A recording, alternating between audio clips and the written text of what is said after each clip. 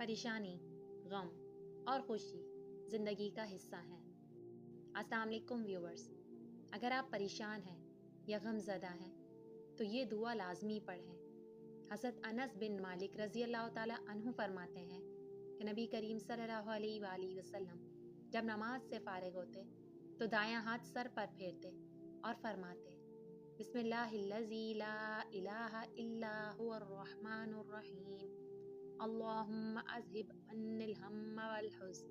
ترجمہ: اللہ کے نام سے شروع کرتا ہوں جس کے سوا اور کوئی معبود نہیں، وہ بڑا مہربان اور بہت رحم کرنے والا ہے۔ اے اللہ، تو ہر فکر اور غم کو مجھ سے دور فرما دے۔ ایک روایت میں یہ ہے کہ اپنا دایاں ہاتھ اپنی پیشانی پر پھیرتے اور فرماتے اللہم اذہب عنی الہم والحزن۔ ترجمہ: اے اللہ، تو فکر اور غم کو مجھ سے دور فرما دے۔ آمین۔ اس دعا کو لازمی پڑھیے گا، دعاؤں میں یاد رکھیے گا۔ اللہ حافظ۔